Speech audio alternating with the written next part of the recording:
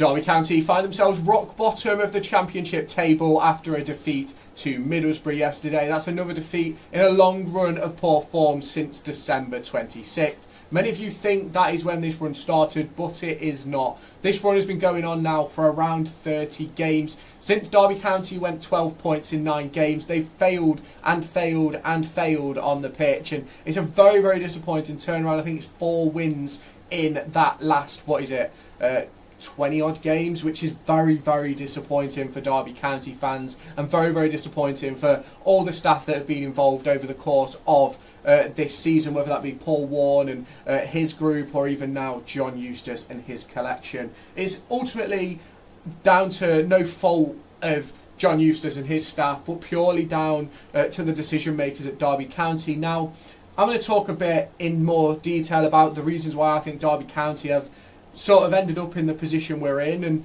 we're going to start off with talking about the squad. Now, if we go back to the summer, I came out of the summer transfer window very, very positive. We'd won a couple of games, we had a decent set of players, which I think that set of players, fit set of players, was good enough to see us through to a survival season, which I still believe is the case. We then sort of got to a point where it was quite clear we was lacking depth in the wide areas, quite clear that we probably needed an extra body at centre-half, a couple more creative options in midfield, and obviously a big number 9. We needed a number 9. We've needed one really since David McGoldrick left, and even before then we'd needed one since Chris Martin left. So we were in a situation that we'd been in for many, many transfer windows. Now, heading into that January window, I did believe that Paul Warne should have been sacked at the start of December after the Leeds United game, and I've held that across the course of this season quite often. I said even at the start of the season in my preview and prediction videos, I said that I felt like Paul Warne wouldn't last the season because he wasn't good enough to get the most out of a average group of players. That's what I always thought. I always felt as if he wouldn't make it. And after his comments at Leeds United, Derby County have tumbled downhill. We've been horrendous, horrific. And the problem is, I think we've won 2 games since then, Pompey and West Brom. I don't think there's another one in there. But it all falls down to the players were lacking in confidence anyway, and Paul Warne then comes out and goes, oh, they're League One with sugar on top. And you just destroy the confidence of the players in your group, which then means you've got to add bodies in the January window. And ultimately, as you well know as well as I know, Derby County didn't add sufficiently in January. In my opinion, I don't actually think we added. Like, yes, we bought players in, but let me explain. I do not think we added players in January. Sonny Bradley left, Curtis Nelson got injured, and Erin Cashin left. We brought in Matt Clark and Sandre Langas. Fine, that's okay. I don't think we improved the area, but we got a decent pairing to replace the one that wasn't available anymore. You then go on into midfield. We let Tawanda Chiwa go. We bring in Harrison Armstrong at the end of the window. Fair enough, replacement. Up front, James Collins leaves. We bring in Lars Jorgen Salverson. Dejan Brown gets injured, no replacement. Connor Washington deregistered. Yes, we've brought in Kmar Roof since then. But Derby County replaced, say, 5 players with 5 players.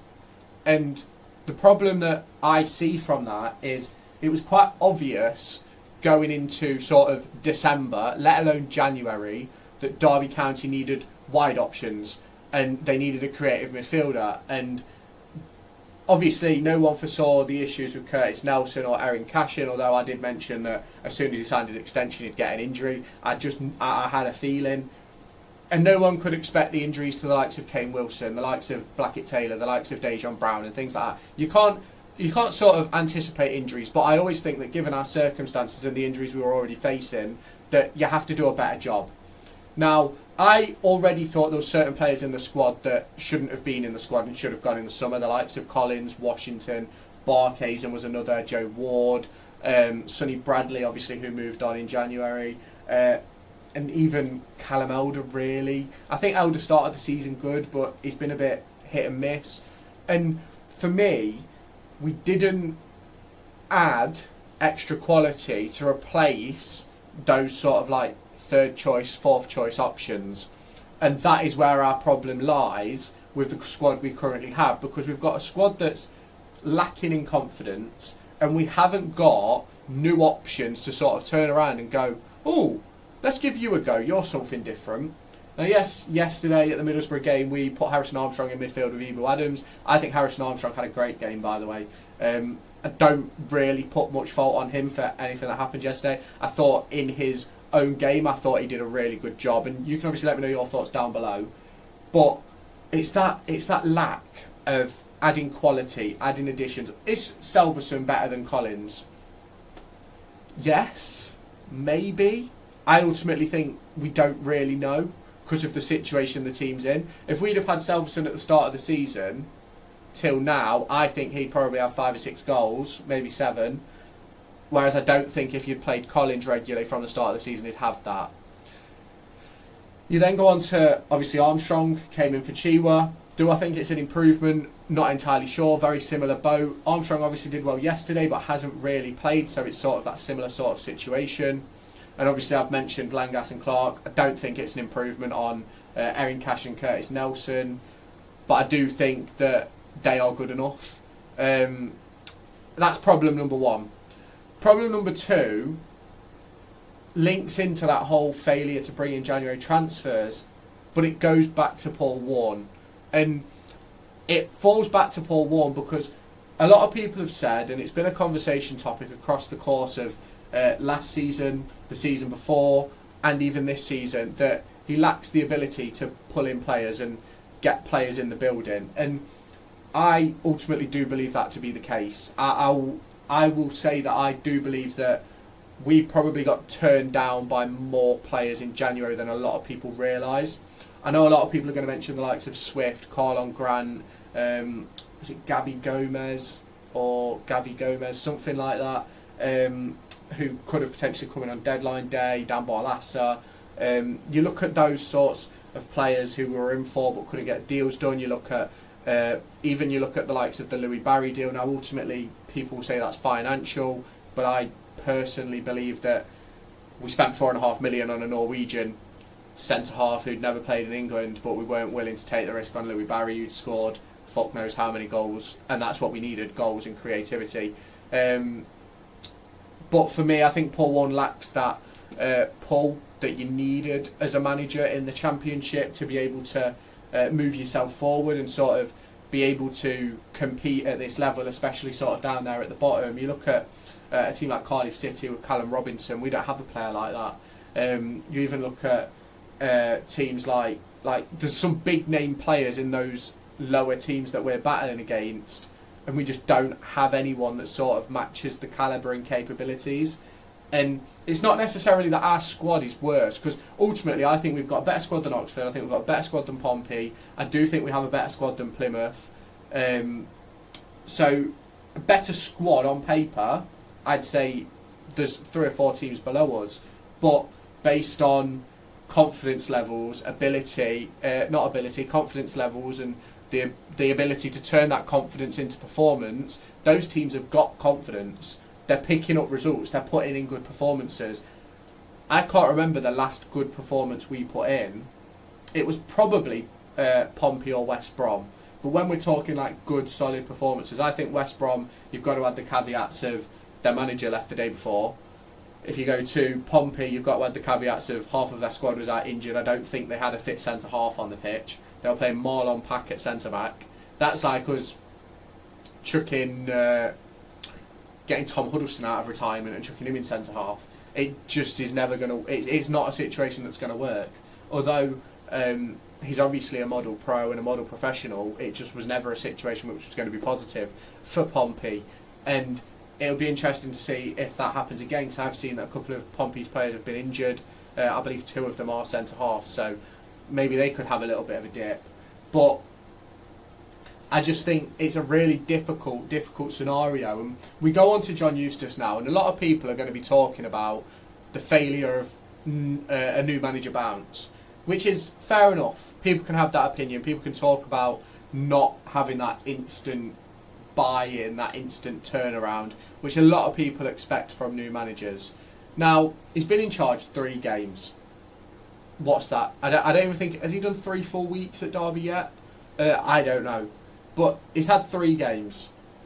Do I believe that John Eustace can get more out of these players than Paul Warne? I do believe so. I think there's signs on the pitch that we're doing some of the right things. Now, the problem that you've got with John Eustace coming in when he came in is we don't have, say if you go back to Blackburn and Sammy Schmodix, we don't have that sort of player. If you go back to Birmingham, they had a very good championship quality squad when he went in. I'm not saying it was a world-beating championship squad, but it was good enough. You look at the Blackburn squad, obviously had a Sammy Schmodix who could bail you out. We don't have that at Derby County, and without the ability to go into the transfer market and bring in X player, Y player to better the creativity, better the wide options, better the strikers, it just gave him an enormous task. And I said it when he came in, it was a difficult task.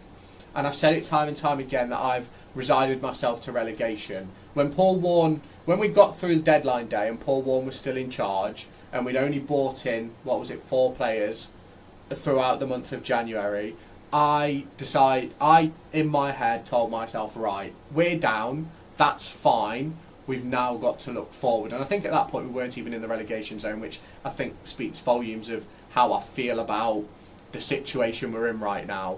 But when you look at a John Eustace who's come in, excellent manager, if he didn't understand the job he had at play when leaving Blackburn, after that QPR game, he had absolutely every idea what was needed.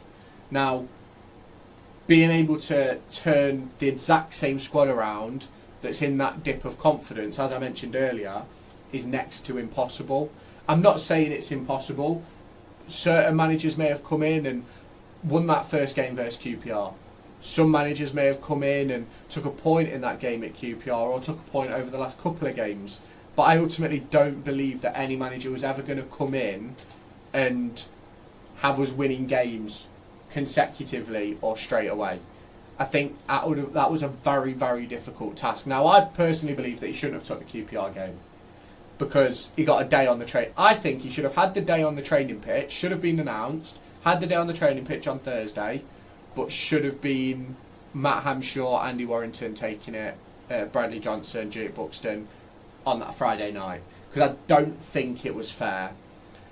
Because he had one session to try and put something into the players, it didn't work. We're sort of reverting back to that sort of system and style, which is fine. That's what I want Derby to do. I want us to play that back 4. I want us to get more attacking players in the game. You sort of have that attacking 4, because we don't have wing backs that like to attack. Caden Jackson at wing back spends more time in our half than he does in the opposition. Callum Elder isn't really a forward and I think struggles in that wing back position. But the problem that we have, and that's going to continue to be the problem across the course of the season, is creativity. We're one of the worst teams in the league for it, and that isn't going to change unless somehow we find some confidence in a Kenzo or in a Marcus Harness or in a Harrison Armstrong, which is ultimately going to be very, very difficult. We obviously missed Mendes Lang yesterday. I don't know if we did miss him. I think he's been very, very poor this season. And if we go back to, obviously, his contract extension, him signing that contract extension at the time, it was a positive for Derby County because retained value, kept him at the club for the summer, was one less player we had to worry about. But ultimately, would Derby County have been better off letting a Mendes Lang go and bringing in another winger? Because I personally feel like Mendes Lang has always been hit and miss at Derby. He had good periods. He's had good periods in every season apart from this one. But he's had good periods in the first League One season, the second League One season, had some really good periods, which ultimately ended up earning him that contract extension because he was one of the reasons we got promoted. But his quality dwindled and he was very ineffective in second half of games throughout the second half of the season. So it's interesting. I'm intrigued to hear what you lot think. It's a difficult situation that Derby County find themselves in. Will they be able to rectify it over the course of the next, 2 months? I think the season ends on the 3rd of May. So we've got 2 months, 11 games, probably need 16 points. As I've said, I've resigned myself to League One. You lot can have your opinion and let me know what you think. But I think it's time to prepare for League One. And we'll discuss that in more detail probably tomorrow. We'll look ahead to the games on Tuesday morning, and we'll sort of look at how they could impact Derby's season and things like that. And yeah, let me know your thoughts in the comments. Hit the like button if you haven't done so already. Hit the subscribe button, turn on the notification bell. Can John Eustace turn it around at Derby County? I'm not sure.